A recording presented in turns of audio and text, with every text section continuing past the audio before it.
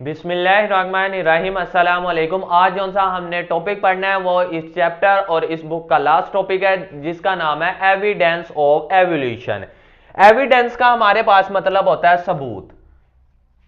Evidence का हमारे पास मतलब होगा सबूत ऑफ एवोल्यूशन। एवोल्यूशन का अब हमने देखने सबूत। एवोल्यूशन हमें पता है वक्त के साथ साथ ऑर्गेनिज्म में जो तब्दीलियां आ रही हैं उन्हीं के आज हमने देखने सबूत कि किस तरह ऑर्गेनिज्म में तब्दीलियां आई हैं, उसके कोई सबूत भी साइंटिस्ट के पास होंगे, वो आज हमने देखने हैं। द एविडेंस फॉर एवोल्यूशन, जो सबूत हमें चाहिए किसके लिए? एवोल्यूशन के लिए।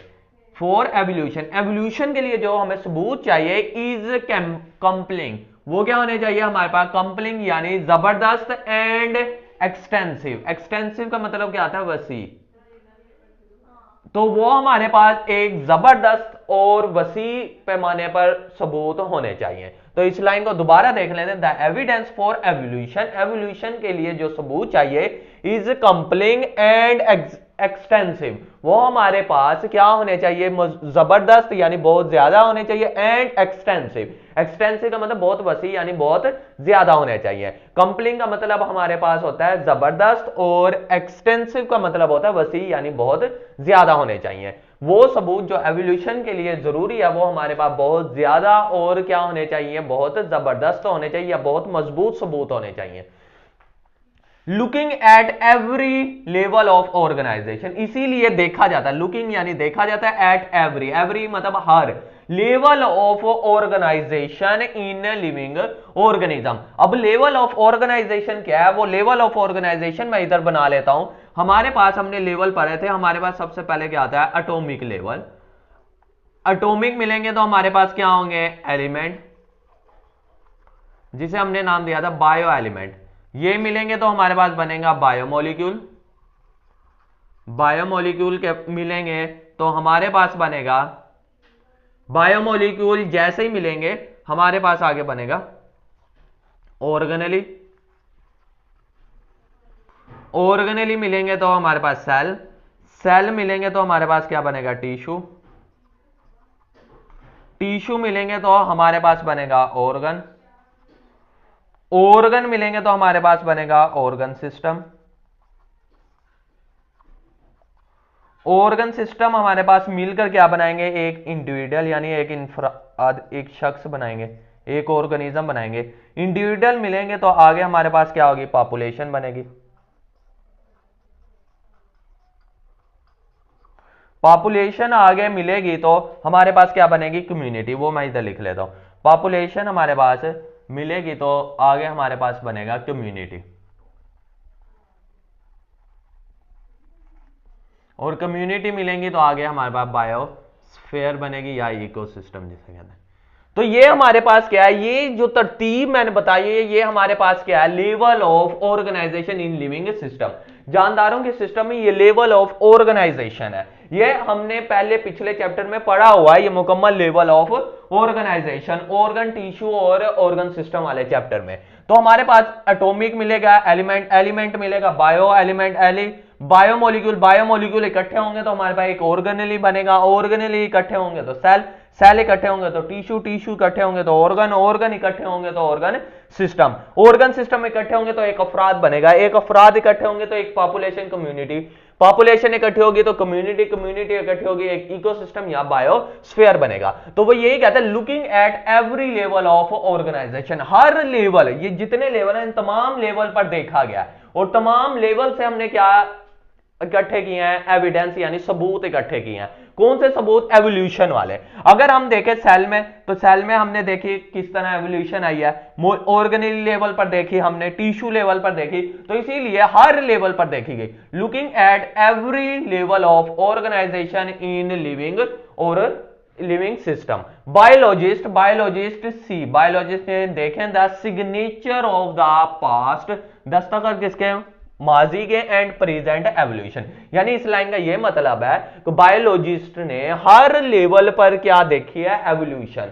और उसी एवोल्यूशन को उसने किस तरह देखा? उस जैसे फर्ज कर लो हमारे पास सेल है, अब हमने सेल देखना है मौजूदा उस ऑर्गेनिज्म के सेल किस तरह के हैं और पास्ट में हमारे पास किस तरह के थे। तो यही लिखा हुआ पास्ट एंड प्रेजेंट एवोल्यूशन, यानी पास्ट में हमारे पास वो किस तरह से नजर आ रहे थे हर लेवल पर हर चीज अब हमने देखी है। जैसे हम सेल देख रहे हैं, अब सेल किसी भी ऑर्गेनिज्म के अब किस तरह के नजर आ रहे हैं और हमारे पास पास्ट में किस तरह से थे, इसी तरह टिश्यू लेवल पर, इसी तरह ऑर्गन लेवल पर। तो ये तमाम से हमें क्या मिले हैं, सबूत मिले हैं। तो इसी को अब हमने स्टडी करना है, एविडेंस फ्रॉम प्लेंटोलॉजी। एविडेंस का हमें मतलब पता है क्या होता है, सबूत। फ्रॉम कहां से आ रहा है हमारे पास, प्लेंटोलॉजी। प्लेंटोलॉजी दो लफ्ज से निकला है हमारे पास। प्लेंटो का लफ्ज जहां भी आ जाए इसका मतलब होगा फॉसिल। क्या होगा हमारे पास लफ्ज, फॉसिल। और लॉजी का मतलब होता है स्टडी।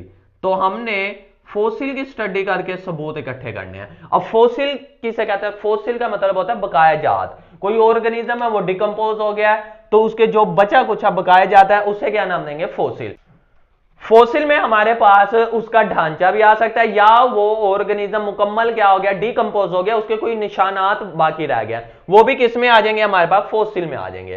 तो फॉसिल में हम इधर देख लेते हैं, जैसे हमारे पास डायनासोर वगैरह आपने देखा होगा, डायनासोर तो नहीं है वो चले गए हैं, लेकिन उनके फॉसिल वगैरह जो से ढांचे वगैरह हमें मिलते हैं उससे हम पता करवा सकते हैं कि ये ऑर्गेनिज्म कितने पुराने हैं और किस तरह रहते थे, किस तरह का इनका स्ट्रक्चर है। तो यही हमने स्टडी करनी है, प्लेंटोलॉजी, स्टडी ऑफ फॉसिल। और इससे अब हमने देखने सबूत।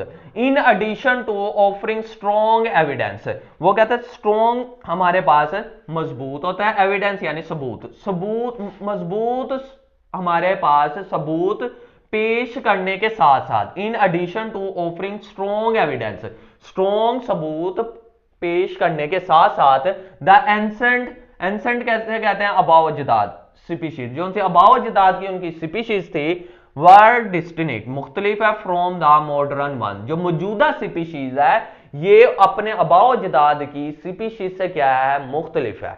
जो मौजूदा जितने भी ऑर्गेनिज्म है इनकी जो सी स्पीशीज है वो मुख्तलिफ है, अपने से पहले वाले जो ऑर्गेनिज्म थे इनके अबाव अजदाद उनसे मुख्तलिफ है। ये कैसे पता चला, फॉसिल आल्सो शो, ये किसने जाहिर किया हमारे पास, फॉसिल ने, also show the evolution of the organism across the time. Fossil ने हमें बताया कि ऑर्गेनिज्म में किस तरह एवोल्यूशन हुई है यानी चेंजिंग हुई है टाइम के साथ साथ। अब जिस तरह हमें फॉसिल मिलते गया उसी तरह साइंटिस्ट ने अंदाजा लगाते गए और पहचानते गए कि इस तरह ऑर्गेनिज्म में क्या हुई, वक्त के साथ साथ तब्दीली हुई। अब हम थोड़ा सा इस टॉपिक को इधर थोड़ा सा बुक से बाहर की तरफ लेकर आते हैं और थोड़ा सा आसान लफ्ज में समझने की कोशिश करते हैं। हमारे पास अर्थ के अंदर फॉसिल जो ऑर्गेनिज्म डेथ होगी वो क्या हो गया, अब फर्ज कर लो पहले ऑर्गेनिज्म जो सबसे पहले आए थे ऑर्गेनिज्म वो इस जमीन के ऊपर पाए जाते थे, उनकी डेथ होगी, वो मर गए, उनके ऊपर क्या आ गई, मट्टी की लेयर आ गई या किसी ने उसे दफन वगैरह कर दिया, जिसकी वजह से अब उनके जो उनसे फॉसिल होंगे वो नीचे होंगे, जो उसके बाद ऑर्गेनिज्म आए उनके फॉसिल उनसे ऊपर होने चाहिए, इसी तरह उनसे बाद जो ऑर्गेनिज्म आए उनके सबसे ऊपर होने चाहिए। इसी तरह हमारे पास कुछ एवोल्यूशन की इधर तरतीब है बायो में, वो अब हम देख लेते हैं कि हमारे पास सबसे पहले क्या है, फिश, क्या थे हमारे पास, फिशेस थे। अब फिश के बाद हमारे पास क्या बने, एम्फीबियन। साइंटिस्ट का मानना है पहले फिश थी, इनमें एवोल्यूशन हुई, उसके बाद क्या बने, एम्फीबियंस। फिश हमें पता है पानी में रहती है, एम्फीबियन ये पानी में भी रहते हैं और हमारे पास खुश्क जगह पर भी रहते हैं, जमीन पर भी रहते हैं और पानी में भी। तो साइंटिस्ट का मानना है ये पहले पानी में ऑर्गेनिज्म रहते थे, ये फिर लैंड पर आना स्टार्ट कर दिया, फिर ये लैंड पर भी कुछ रहते थे और कुछ पानी पर अपनी लाइफ गुजारते थे, इसे क्या नाम दे दिया, एम्फीबियन। उसके बाद इसमें एवोल्यूशन हुई, उसके बाद हमारे पास क्या बने, रेप्टाइल्स। क्या बने, रेप्टाइल्स। रेप्टाइल्स में एवोल्यूशन हुई, हमारे पास क्या बने, बर्ड्स बने, और बर्ड्स में एवोल्यूशन हुई, हमारे पास क्या बने, मैमल्स बने। तो इन ऑर्गेनिज्म का साइंटिस्ट को कैसे पता चला, किस तरह उन्होंने अंदाजा लगाया कि पहले फिश आई, फिर एम्फीबियन आई, फिर रेप्टाइल्स आई, फिर बर्ड्स आई, फिर मैमल। जब उन्होंने फॉसिल इकट्ठे किए फिर हम इधर लेयर बनाकर समझने की कोशिश करते हैं। तो मैं फिश सबसे पहले साइंटिस्ट के मुताबिक सबसे पहले फिश थी, उसी में चेंजिंग हुई है, तो इसीलिए मैं नीचे क्या लिख रहा हूं, फिश। फिश में चेंजिंग हुई, हमारे पास क्या बने, एम्फीबियन। एम्फीबियंस, एम्फीबियन में हमारे पास चेंजिंग हुई तो क्या बने, रेप्टाइल्स। रेप्टाइल्स में चेंजिंग हुई तो हमारे पास क्या बने, बर्ड्स। और बर्ड्स में हमारे पास चेंजिंग हुई तो क्या बने, मैमल्स।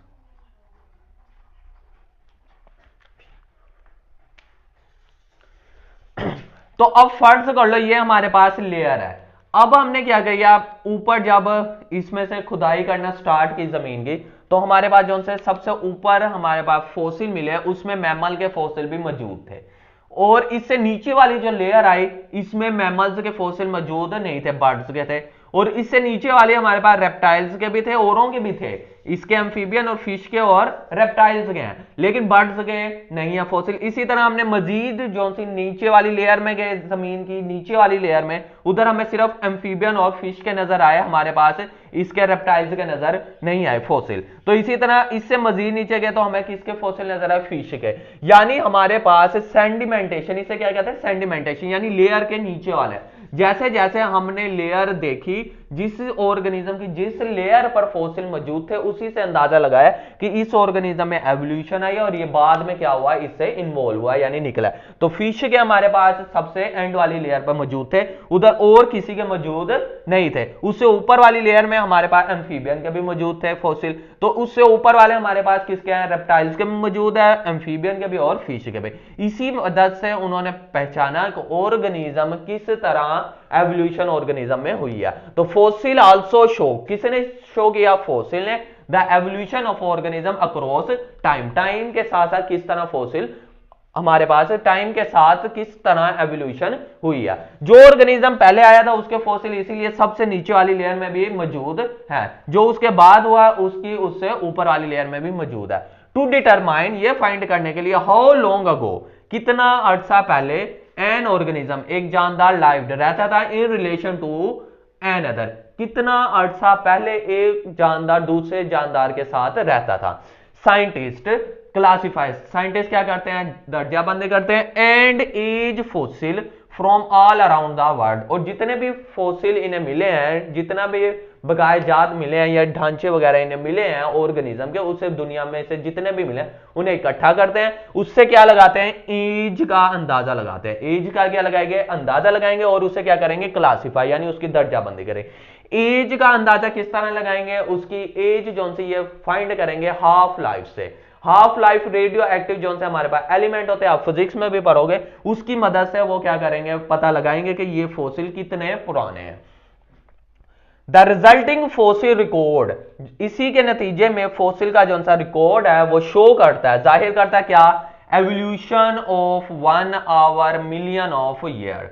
तो एवोल्यूशन की शक्ल को शो करता है जो हमारे पास आई है आवर मिलियन ऑफ ईयर, हजारों साल में। तो हमारे पास द रिजल्टिंग फॉसिल, फॉसिल का जो नतीजा निकलेगा वो जाहिर करता है एवोल्यूशन की शक्ल को जो हजारों साल में हुई है।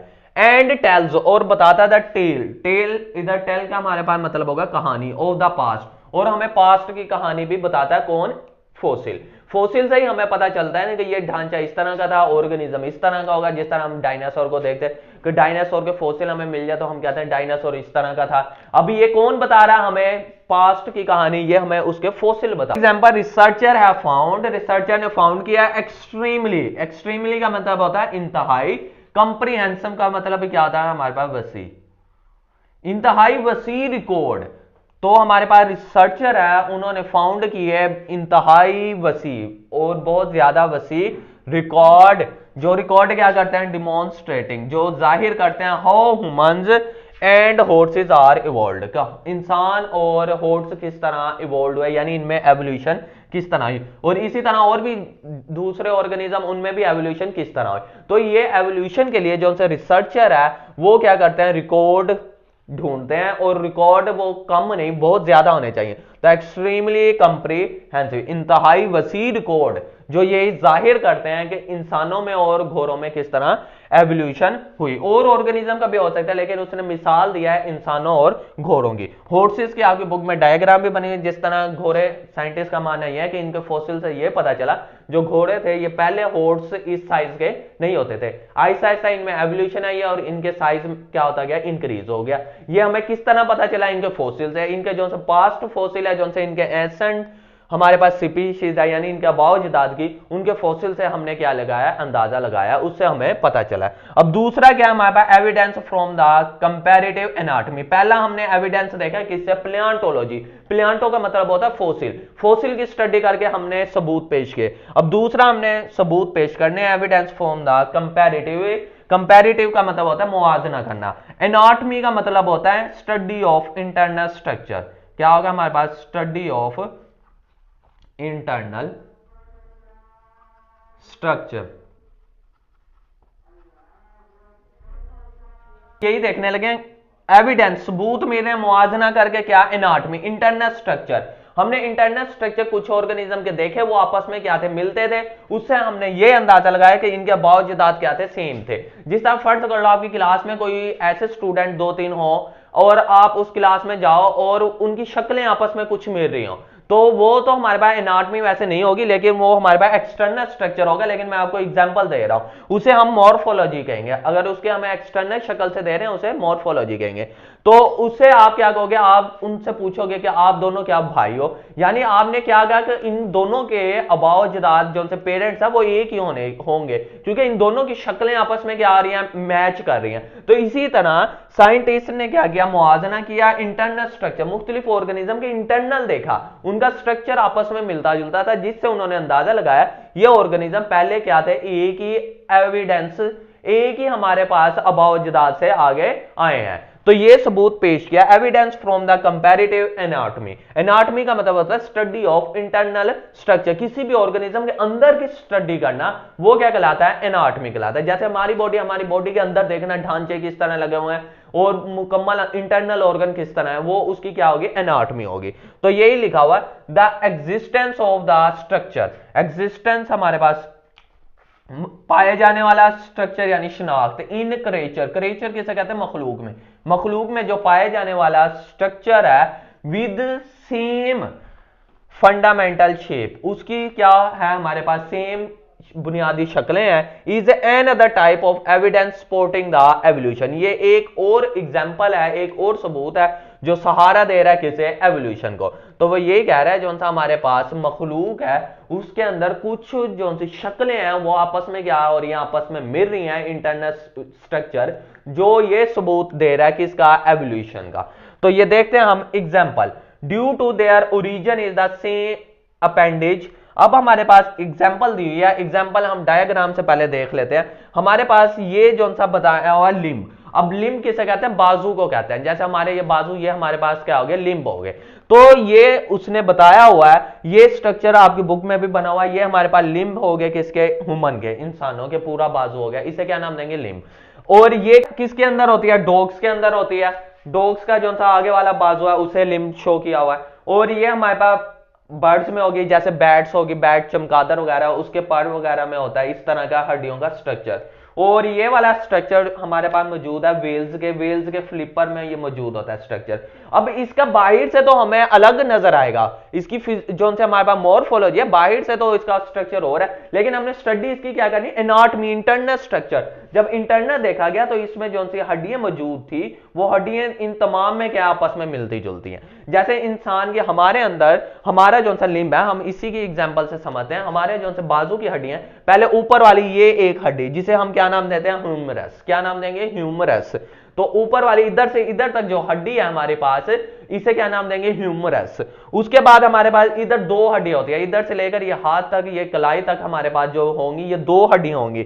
एक को क्या नाम देंगे, रेडियस, दूसरे को क्या नाम देंगे, अल्ना। जो अंगूठे की तरफ हो गया उसे क्या नाम देंगे, रेडियस, क्या नाम देंगे, रेडियस। और जो इस तरफ बाकी होगा उसे क्या नाम देंगे, अल्ना। जैसे रेडियस हमारे पास अंगूठा, फर्ज कर लो ये इस तरह हमारे पास सर्कल में घूम सकता है ना, तो ये इस तरह हम घुमा रहे हैं इस तरह, तो हमारे पास रेडियस किसका, एक सर्कल का पार्ट का नाम होता है। तो इसी तरह रेडियस जो अंगूठे की तरफ होगा वो हमारे पास रेडियस, और जो बाकी उंगलियों की तरफ वो क्या होगा हमारे पास, अल्ना। तो रेडियस और अल्ना। उसके बाद हमारे पास जो कलाई आ जाएगी, क्या आ जाएगी, कलाई, उसे क्या नाम देंगे, कार्पस, सी से कार्पस, सी से कलाई वगैरह, इस तरह उर्दू में याद कर लेना, कार्पस आ गई। वैसे याद तो आपके बुक में करने की जरूरत नहीं, अगर एडिशन आप याद करना चाहते हो तो कर सकते हो, कार्पल। उसके बाद हमारे पास हथेली आ जाएगी जिसे मेटाकार्पल्स कहेंगे। तो उसकी डायग्राम इधर बन नहीं पाई तो इसीलिए मैंने लिख दिया मेटाकार्पल्स। मेटा का मतलब होता है आगे वाली, यानी कार्पल से आगे वाली, उसे क्या नाम देंगे, मेटाकार्पल। और उसके बाद हमारे पास क्या आ जाएंगे, फिंगर्स आ जाएंगे जिसे हमने क्या नाम दिया, फ्लैंजेस। तो इसी तरह अब इसमें देखें, ये तो हमारे पास ह्यूमन का लिम्ब्स है, इसी तरह हमारे पास लिम्ब्स किसके हैं, डॉग्स के। तो उसका देखो ये ऊपर वाली क्या है, ह्यूमरस, और ये हमारे पास उसकी क्या है, अल्ना, ये क्या, रेडियस, कार्पल्स, मेटाकार्पस और फ्लैंजेस। इसी तरह इसमें भी इसी तरह है। और हमारे पास जो सी वेल्स के फ्लिपर वगैरह में जो मौजूद है बोन का स्ट्रक्चर वो भी देखा गया तो सेम। तो साइंटिस्ट का ये मानना है इन तमाम में क्या है, स्ट्रक्चर सेम है, लेकिन काम क्या है मुख्तलिफ। अब काम मुख्तलिफ क्यों है, साइंटिस्ट ये कहते हैं कि इनका काम इसलिए मुख्तलिफ हुआ क्योंकि इनका इन्वायरमेंट चेंज हो गया। इनके इन्वायरमेंट चेंज होते गए, जिस तरह से इनके मुख्तलिफ काम क्या होते गए, चेंज होते गए, तो इसीलिए इनका स्ट्रक्चर सेम है लेकिन काम क्या इनका मुख्तलिफ है, डिफरेंट है। डिफरेंट काम होने की वजह से वो डिफरेंट काम इनका क्यों हुआ, जैसे इंसानों का काम को हाथ का क्या होता है चीजों को उठाने के लिए, अब क्यों सा काम है हाथों का क्या है चीजों को उठाना, और इसी तरह इन तमाम का काम अलग अलग है। स्ट्रक्चर सेम है लेकिन काम क्या मुख्तलिफ। काम क्यों मुख्तलिफ हुआ है, उसके एक्सटर्नल इन्वायरमेंट से। उसका एक्सटर्नल इन्वायरमेंट जिस तरह का होता गया उसी तरह के वो काम करते रहे, उसने अपने आप को उसी में क्या कर लिया, ढाल लिया। अब हम देखते हैं इसी का, due to their origin in the appendage. Appendages का मतलब होता है जो हमारे पास सेंटर चीज से कोई चीज बाहर को निकली हो। हमारी ये जो बॉडी है, ये दरमियान वाला स्कल और जो धर है ये सेंटर में है, इसे क्या नाम देंगे, एक्सियल। एक्सियल हमेशा सेंटर वाली चीज को कहते हैं। और ये हाथ और जो से हमारे पास टांगे हैं ये क्या हुई, बाहर निकली हुई है, ये क्या एक्सियल से बाहर निकली हुई है ना, तो इसी को क्या नाम देंगे, इसी को हम नाम देंगे अपेंडिज। तो हमारे पास अपेंडिज का मतलब होता है जो निकली हुई है बाहर हड्डियां, हमारे पास चीज सेंट्रल चीज से बाहर निकली हुई है उसे क्या नाम देंगे, अपेंडिज। जिस तरह हमारे सेंटर धड़ से ये बाजू बाहर को यूं निकले हुए बने, तो इसे क्या नाम देंगे, appendage. Due to their origin in the appendage of a common ancestor. जो सा हमारे पास ये अपेंडिज इधर हमारे पास लिम्स को शो कर रहा है, जो हमारे पास लिम्स है बाजू है, ये क्या है, कॉमन एंसेस्टर से ओरिजिन हुए पड़े हैं।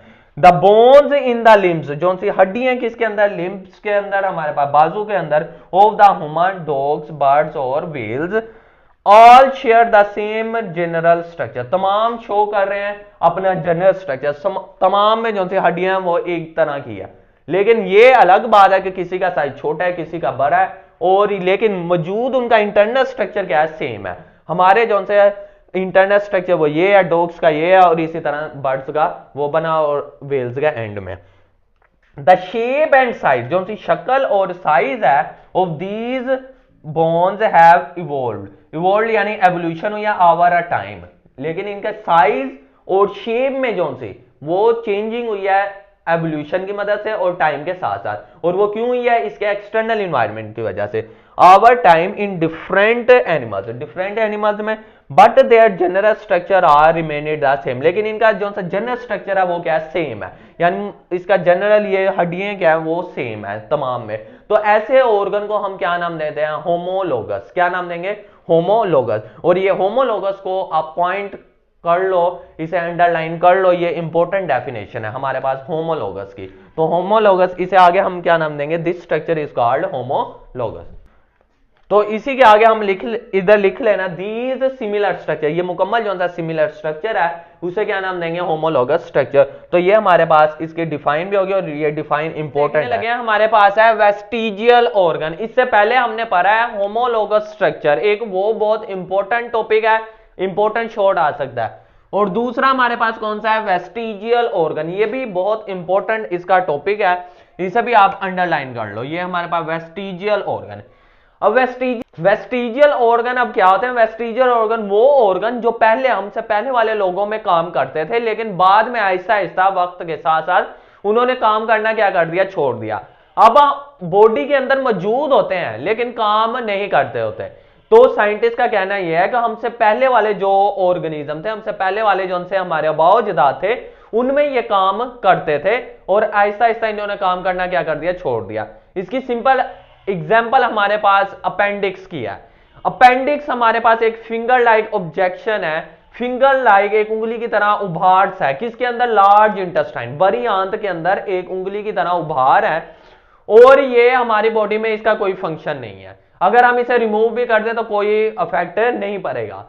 तो साइंटिस्ट का यह मानना है हमसे पहले जो लोग थे उनमें ये काम करती थी, और आहिस्ता आहिस्ता इसने काम करना छोड़ दिया। तो ये हमारे पास क्या हो गया, ये हमारे पास वो क्या कहलाएगा, वेस्टिजियल ऑर्गन। इसकी दूसरी एग्जांपल ये है, कुछ बर्ड्स ऐसे होते हैं उनके पर होते हैं, लेकिन वो पर को उड़ने के लिए इतना यूज नहीं करते, इतना नहीं उड़ते पर से। जैसे हमारे पास मुर्गी वगैरह होगी, ये पर इनके होते हैं लेकिन उड़ते नहीं है। तो इनका मानना यह है कि इनसे पहले अबावजात इनके थे, जो इनसे एंसेस्टर थे, उनमें ये काम करते थे। अब वक्त के साथ साथ इन्होंने काम करना छोड़ दिया, अब ये काम नहीं करते। इन ऑर्गन को क्या नाम देंगे? Vestigial organ. तो यही लिखा हुआ है सम ऑर्गेनिज्म पोसेस, कुछ ऑर्गेनिज्म में पाए जाते हैं सच ऑर्गन, ऐसे organ that do not appear to have any function, जिसका कोई काम नहीं है, टू एट ऑल नाउ, जिसका कोई काम नहीं है, are likely just the remain from the previous common ancestor, जो हमारे पास रहे हैं किसकी वजह से? पिछले इंसेस्टर की वजह से, पिछले अबाव अजदाद में वो कॉमन थे, उन्हीं की वजह से हमारी बॉडी में तो मौजूद है लेकिन काम कोई भी नहीं कर रहे। तो ये लिखा है कुछ ऑर्गेनिज्म में ऐसे ऑर्गन होते हैं do not appear have any function, जिसका कोई काम नहीं है, at all now and are likely, ये सिर्फ उसी की तरह जस्ट द रिमेन, बाकी है, बाकी बच गए हमारी बॉडी में from the previous common ancestor, हमारे पास प्रीवियस जो उनसे अबाव अजदाद थे, एंसेस्टर थे, उनमें ये थे और इसी वजह से हमारी बॉडी में भी है, लेकिन इन्होंने काम किया, अब हमारी बॉडी में नहीं है। Organ are these inactive, inactive का मतलब होता है जो काम के ना हो, एक्टिव यानी काम वाला, इनएक्टिव जो काम ना करता हो। तो यही हमारे वेस्टिजियल ऑर्गन, वो हमारे पास आर दीज इनएक्टिव, जो काम के नहीं है, या non functional structure that have lost their use over time, जिसने अपना इस्तेमालात कम कर दिया, खत्म कर दिया टाइम के साथ साथ। तो हमारे पास वेस्टिजियल ऑर्गन वो ऑर्गन है जो इनएक्टिव यानी गैर फाल है। इनएक्टिव का मतलब होता है गैर फाल, गैर फाल यानी जो काम के नहीं है। नॉन फंक्शनल स्ट्रक्चर है डेट हैव लॉस्ट, जिन्होंने अपना इस्तेमाल क्या कर दिया? लॉस्ट कर दिया आवर टाइम, टाइम के साथ साथ। एग्जाम्पल हमारे पास क्या है? विंग्स ऑन फ्लाइटलेस बर्ड, यानी वो बर्ड्स जो उड़ नहीं सकते उनके पर हो गए। लीव्स ऑन सम कैक्टाई, अब कैक्टाई क्या है हमारे पास? कैक्टाई एक डेजर्ट पौधा है जिसके ऊपर कांटे लगे होते हैं, आपने देखा होगा। अब इसके ऊपर जो पत्ते होते हैं वो तो एक साइज में छोटे हो गए हैं, दूसरे अगर पत्ते अगर उसके ऊपर से पत्ते गिर भी जाएं, उसकी स्टेम से पत्ते गिर भी जाएं, तब भी उसके पौधे के ऊपर कोई असर नहीं पड़ेगा, क्योंकि उसकी जो सी फोटोसिंथेसिस है वो स्टेम के अंदर ही होती है, स्टेम के अंदर भी फोटोसिंथेसिस होती है, इसीलिए पत्ते अगर गिर भी जाएं तो उसको कोई इफेक्ट नहीं पड़ेगा। और पानी वगैरह वो अपने पत्ते के वो स्टेम्प के अंदर ही क्या करता है? स्टोर करता है। तो हमारे पास ये जो से कैक्टाई है कांटों वाला, जो डेजर्ट वाला, डेजर्ट में होता है पौधा, तो इसके ऊपर पत्ते तो अक्सर होते हैं तो बहुत छोटे होते हैं या तो नहीं होते, अक्सर पत्ते इसके ऊपर नहीं होते। अगर पत्ते ना भी हुए या हुए तो इसका उसके साथ कोई लिंक नहीं है फोटोसिंथेसिस से। फोटोसिंथेसिस अगर पत्ते ना भी हो तो फोटोसिंथेसिस तब भी इसमें होगी, क्यों? क्योंकि इसके स्टेम्प के अंदर वो सिस्टम फोटोसिंथेसिस वाला होता है। दूसरे अगर हम पौधे देखें तो उनमें फोटोसिंथेसिस जो उनसी होती है वो किस में होती है? पत्तों में होती है। और पत्ते में मेजर जरिया किसका? ग्लूकोज का, जहां ग्लूकोज बनेगी। मेजर सोर्स है हमारे पास ग्लूकोज का, जहां फोटोसिंथेसिस होती है, वो पत्ता होता है दूसरे दरख्तों में। लेकिन कैक्टाई इसका स्टेम्प के अंदर भी क्या होती है? फोटोसिंथेसिस होती है। दूसरे जो हमारे पौधे हैं, अगर उसमें जो यंग स्टेम्प होगी उसमें फोटोसिंथेसिस सिर्फ होती है, क्योंकि उसका कलर ग्रीन होता है, ग्रीन कलर शो करता है, इसमें क्या है? Chlorophyll. And appendix in human, और अपेंडिक्स जो हमारी बॉडी में है। तो ये तीन एग्जाम्पलें भी आपने याद रखनी है, एमसीक्यूज में भी पूछी जा सकती है। एविडेंस हमारे पास सबूत है फ्रॉम सिलेक्टिव ब्रीडिंग, सिलेक्ट करके ब्रीडिंग यानी नस्ल बनाना, हमने सिलेक्ट करके करना है। अब ये सिलेक्ट खुद इंसान कर रहा है, इसीलिए इसे क्या नाम देंगे? आर्टिफिशियल भी कहेंगे। क्या नाम देंगे? Artificial breeding.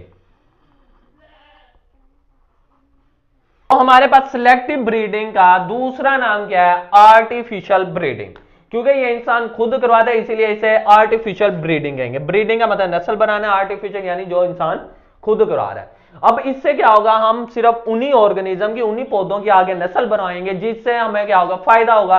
जो हमारी खसूसियात होंगी वही अगर मिलेगी, उसी की आगे क्या बढ़ाएंगे? नस्ल बढ़ाएंगे। तो ये हमारे पास लिखा artificial selection is the practice of breeding. इसमें हम क्या करते हैं? प्रैक्टिस करते हैं ब्रीडिंग यानी नस्ल बढ़ाने की। किसकी नस्ल बढ़ाने के लिए? डोमेस्टिकेटेड, डोमेस्टिकेटेड यानी घरेलू जो हमारे पास होते हैं जानवर। एंड जीनेटिकली, और जीनेटिकली एनहांस, बढ़ा देते हैं plants and animals. To produce offspring. Offspring किसे कहते हैं? औलाद को। तो हम क्या करते हैं, आर्टिफिशियल सिलेक्शन से प्रैक्टिस करते हैं किसकी? नस्ल बढ़ाने की। किसकी नस्ल बढ़ाने की? घरेलू जो से हमारे पास जानवर हो गए। एंड जीनेटिकली, और जीनेटिकली ज्यादा करवाते हैं क्या? प्लांट और एनिमल्स। ऐसे प्लांट और एनिमल ज्यादा करवाते हैं टू प्रोड्यूस, जो मजीद आगे प्रोड्यूस करिए ऐसे औलाद with desired genetic feature. Desire का मतलब होता है जिसकी हमें क्या हो? ख्वाहिश हो। जिसकी हमें ख्वाहिश हो।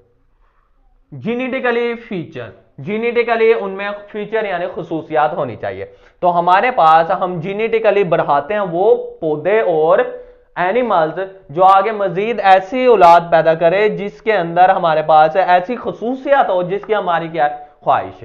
जैसे हमारे पास प्लांट ले लेते हैं, हमारे पास पौधे ऐसे होने चाहिए, हमारी ख्वाहिश होती है कि इसके ऊपर ये जल्दी ग्रोथ करे, और दूसरा इसके ऊपर जो प्रोडक्ट लगेगा वो ज्यादा लगे और जल्दी लगे, ये हमारी ख्वाहिश है। तो ये क्या होगी? डिजायर, इसकी करेक्टरिस्टिक है, फीचर है। तो इसी तरह एनिमल्स ले लें, हमारे पास कोई काऊ है, गाय वगैरह है, या हमारे पास बकरी है कोई, तो हमारी ख्वाहिश होती है कि ये दूध भी ज्यादा दे और गोश्त भी इससे क्या हो? ज्यादा निकले, और ये ग्रोथ भी जल्दी करे। तो ये हमारे पास डिजायर क्या होगी? फीचर होगी, यानी जिसकी हमें ख्वाहिश है। तो हमें यही ख्वाहिश वाली क्या करनी है? सिलेक्ट करनी है। तो इसे क्या नाम देंगे? Artificial selection. Selective breeding is the current name. Selective breeding का मौजूदा जो नाम है वो क्या? Artificial selection. क्या नाम है? मौजूदा नाम आर्टिफिशियल, क्योंकि ये इंसान खुद करवाता है इसलिए सिलेक्टिव ब्रीडिंग का दूसरा नाम artificial breeding. Selective breeding and hybridisation. अब सिलेक्टिव ब्रीडिंग और दूसरा लफ्ज क्या है? हाइब्रिडाइजेशन। हाइब्रिडाइजेशन हमारे पास, हाइब्रिड का लफ्ज जहां भी आ जाए इसका मतलब होता है दो अलग चीजों का इकट्ठे मिलना, दो अलग चीजों का इकट्ठे मिलना। अब इसकी सिंपल एग्जांपल ये है, हमारे पास फर्ज कर लो एक दो प्लांट है हमारे पास, एक प्लांट ये है, एक प्लांट ये है, दो प्लांट है। अब इसके ऊपर जो फ्रूट लग रहा है हमारे पास वो साइज में क्या है? इसमें जो फ्रूट लग रहा है ये साइज में छोटा है लेकिन है मीठा। अब इसमें जो फ्रूट लग रहा है वो साइज में क्या है? बड़ा है लेकिन मीठा नहीं है।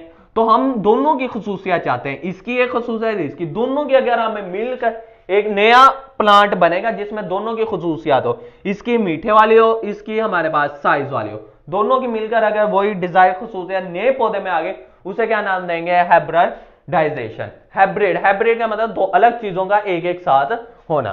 तो यही हमारे पास है selective breeding and hybridisation are two technique. ये दो टेक्निक है यूज जो इस्तेमाल की जाती है टू डेवलप, क्या डेवलप करने के लिए? Desired feature. डिजायर का मतलब अभी हमने पढ़ा है जिसकी ख्वाहिश हो। खुसूसियत, फीचर यानी खुसूसियत इन प्लांट्स, पौधों में और एनिमल, पौधों और एनिमल्स में वो खुसूसियत हासिल करने के लिए जिसकी हमारी ख्वाहिश है, दो टेक्निक यूज की जाती है, एक सिलेक्टिव ब्रीडिंग, दूसरी कौन सी है? हाइब्रिडाइजेशन।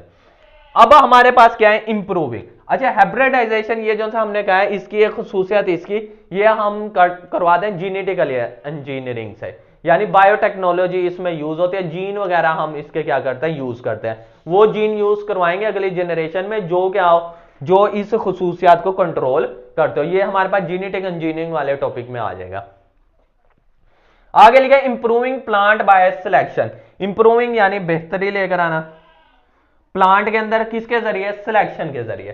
तो हमें वही पौधे चाहिए जिसकी ग्रोथ जल्दी हो और उसे इतनी बीमारियां भी ना लगती हो। फार्मर हैव बीन, फार्मर हमारे पास किसान, have been using selection, select करेंगे टू क्रिएट प्लांट, वो प्लांट सिलेक्ट करेंगे आगे मजीद पैदा बनाने के लिए विद डिजायर फीचर, जिसमें क्या हो? Desire feature of for age, उसकी अगली जितनी लाइफ है उस पौधे की उसमें कौन सी खुसूसियत हो? डिजायर फीचर हो, डिजायर खुसूसियत हो, यानी जिसकी ख्वाहिश है किसान को।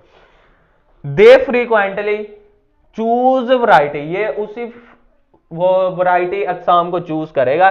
डेट विल काज, जो वजह बनेगी प्लांट को टू ग्रो, उसे ग्रो करवाएगी लार्जर एंड मोर क्विकली, बड़ा करेगी ग्रो करवाकर और तेजी से करेगी, मोर क्विकली एंड ड्राउट, और खुश्क साली के क्या बनेगी, रेजिस्टेंट। और अगर भी खुश्क साली आ गई तो वो जल्दी मर नहीं जाएगा, उसको क्या करेगा, बर्दाश्त कर लेगा, यानी रुकावट बनेगा। खुश्क साली में क्या बनेगा, रेजिस्टेंट उसके अंदर डेवलप हो जाएगी। ईटीसी, रेजिस्टेंट का मतलब रुकावट हो गया हमारे पास, और हमारे पास ड्राउट यानी खुश्क साली में। तो ये खसूसियात हैं हमारे पास, दो तीन आ गए। ईटीसी और भी खसूसियात है, उसके प्रोडक्ट अच्छी क्वालिटी का हो, क्वांटिटी बहुत ज्यादा हो। तो इसी तरह आगे क्या हमारे पास, इंप्रूविंग, इंप्रूविंग यानी बेहतरी लेकर आना, एनिमल बाय सिलेक्शन, सिलेक्शन के जरिए। तो एनिमल्स हमारे पास वो कोई भी ले लो, हमारे पास काऊ की एग्जांपल लिखे, हम वही ले लेते हैं। काऊ उसके दूध भी ज्यादा देती हो और गोश्त भी ज्यादा हो, ये दो खसूसियात है। Animals have also been the subjected to selection. अब हमने एनिमल्स को चॉइस करना है, चूज करना है, किसके जरिए, सिलेक्शन के जरिए। Cow, cow that generate a lot of milk, वो काऊ हमने सिलेक्ट करनी है जो ज्यादा दूध देती हो, एंड हाई क्वालिटी मीट, और जो सा हमारे पास उसके अंदर गोश्त हो वो ज्यादा म्यार का, अच्छा गोश्त हो, are chosen for the selective breeding, हम उसी को चूज करेंगे अगली नस्ल बढ़ाने के लिए। दे सर्व, ये फिर बाद में ये जो ऑर्गेनिज्म हमारे पास नया बनेगा जिसके अंदर ये खसूसियात होंगी, कौन कौन सी, ज्यादा दूध देने वाली और हमारे पास अच्छी क्वालिटी का गोश्त वाले। अब इस ये आगे क्या काम करेगा, दे सर्व एज पेरेंट, ये आगे एक पेरेंट के तौर पर काम करेगा, मजीद आगे नस्ल बढ़ाता जाएगा। They serve as parent for flowing generation, और आगे मजीद जनरेशन बढ़ती रहेगी। हमने पहले सिलेक्टिव ब्रीडिंग करवा दी, उसके बाद ये खुद ब खुद आगे नस्लें बढ़ती जाएंगी। हमने क्योंकि वही खसूसियात आपस में इनकी मिलवा दी, आगे मजीद वो खुद ये पेरेंट के तौर पर काम करेंगे और आगे जनरेशन चलती जाएगी। इन दिस मैनर, इस अंदाज से हमारे पास अ ब्रीड, ब्रीड का मतलब हमारे पास क्या होता है, नस्ल। अ ब्रीड ऑफ काउ, उस काउ की, उस गाय की नस्ल, that can produce more milk, जो ज्यादा दूध देती है, then the original breed is created, original की निस्बत जो ज्यादा दूध देती है उसी की हम नस्ल क्या करेंगे, आगे तैयार करवाएंगे। आगे हम देखने लगे हमारे पास है difference between nature selection and artificial selection. ये भी एक इंपॉर्टेंट शॉर्ट क्वेश्चन है। नेचर सिलेक्शन यानी जिसे नेचर सिलेक्ट करे, और आर्टिफिशियल जिसे इंसान खुद सिलेक्ट करे कि ये वाली जनरेशन हमने आगे बढ़ानी है।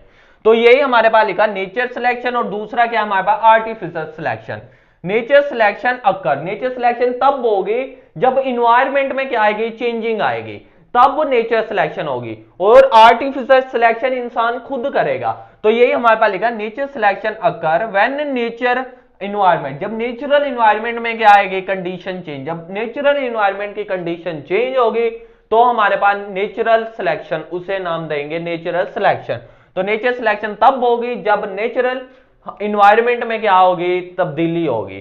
तो आर्टिफिशियल में देखते हैं, it is selected by man, इधर मैन सिलेक्ट करेगा कि कौन सी हमने जनरेशन आगे बढ़ानी है। एक पॉइंट ये हो गया। वैरायटीज, वैरायटीज का मतलब होता है अकसाम, वैरायटीज का मतलब क्या होगा हमारे पास, अकसाम, आर प्रोड्यूस बाय म्यूटेशन, जो सी इधर मुख्तलिफ नेचुरल सिलेक्शन में मुख्तलिफ वैरायटी प्रोड्यूस होती है, वो कौन से प्रोसेस किसके नतीजे पर होती है, म्यूटेशन के। अब म्यूटेशन क्या है हमारे पास, म्यूटेशन है change in DNA, change in DNA या चेंज इन जीन कह सकते हैं। डीएनए में तब्दीली आती है जिसकी वजह से आगे मुख्तलिफ वैरायटी के ऑर्गेनिज्म प्रोड्यूस होते हैं। अब ये चेंज क्यों आ सकती है, ये चेंज इन्वायरमेंट के चेंज होने से होती है, म्यूटेशन इन्वायरमेंट के चेंज होने से भी होती है। Varieties are produce by selective breeding, इधर हम वैरायटीज प्रोड्यूस जो करवाएंगे वो सिलेक्ट करेंगे सिलेक्टिव ब्रीडिंग के जरिए, सिलेक्ट करके आगे नस्ल को बढ़ाएंगे। उसमें हमारे पास सिलेक्शन होगी, इसमें म्यूटेशन होगी। म्यूटेशन का मतलब चेंज इन डीएनए, वो इन्वायरमेंट के फैक्टर की वजह से हो सकती है। It operate in natural population, ये किस में होगा, नेचर की तमाम पॉपुलेशन में होगा। It operate in domesticated population, domesticated यानी जो घरेलू।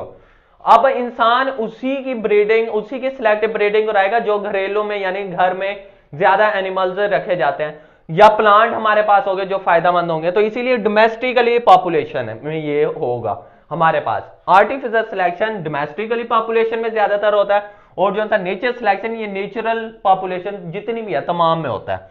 इट इज स्लो प्रोसेस, ये क्या स्लो प्रोसेस, एंड टेक 1000 और मिलियन ऑफ ईयर, ये एक स्लो प्रोसेस है, इसे हमारे पास 1000 मिलियन ईयर्स लग सकते हैं। और ये क्या फास्ट प्रोसेस है, it is the fast process and result immediate for in the next generation, for अगली जो सी जनरेशन होती है उसमें चेंजिंग आ जाती है।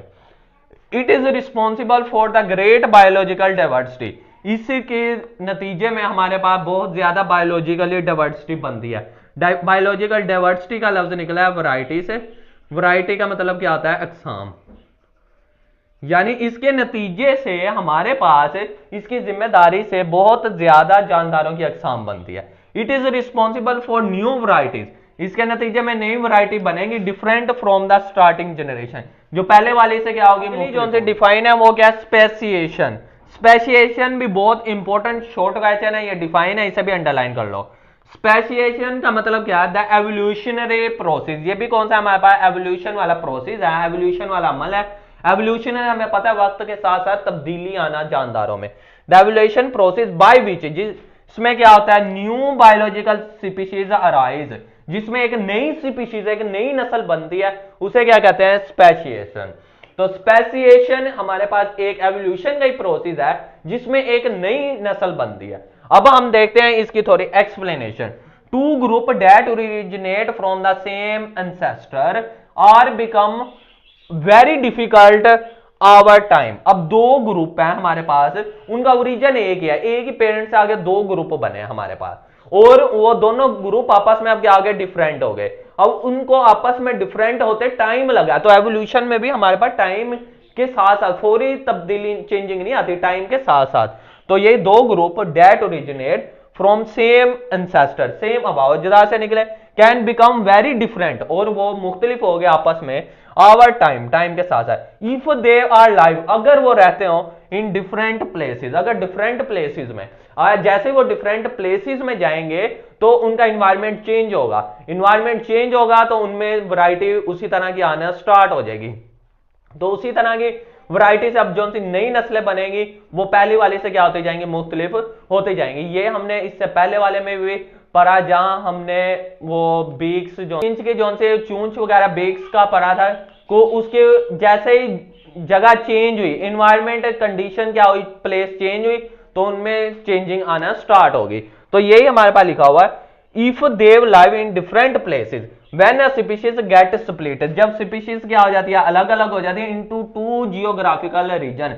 यानी जैसे हमने पढ़ा था, इधर बनाए भी थे हमने नक्शे, उसमें जैसे बरियाज़म अलग अलग हुए तो उनका जियोग्राफिकल एरिया क्या हो गया, अलग हो गया। जैसे ऑर्गेनिज्म एक जगह से अलग अलग हो गए तो उनका इन्वायरमेंट चेंज हो गया। जब एक्सटर्नल इन्वायरमेंट चेंज हो गया तो उनकी आने वाली नस्लों में क्या होगी, चेंजिंग आएगी। तो ये लिखा हुआ है, व्हेन, जब आ स्पीशीज, एक स्पीशीज गेट स्प्लिट, टूट जाती है, टू जियोग्राफिकल रीजन, दो अलग अलग इलाकों में, the process of speciation start, तब से स्पेसिएशन का प्रोसेस स्टार्ट हो जाता है। Each adopt to its own environmental condition, हर अपनी इन्वायरमेंट कंडीशन को क्या करता है, अडॉप्ट करता है। आफ्टर अ व्हाइल, इसके बाद इंडिविजुअल फ्रॉम वन ग्रुप, हर एक ग्रुप से जो सा इंडिविजुअल होगा, कैन नो लॉन्गर रिप्रोड्यूस, एक जो सा हमारे पास ग्रुप होगा उसमें से जो इंडिविजुअल होंगे वो ग्रो नहीं करेंगे, कुछ कर जाएंगे कुछ नहीं करेंगे, जो करेंगे वही ग्रो करेंगे जो उस एनवायरनमेंट को अडॉप्ट कर पाएंगे।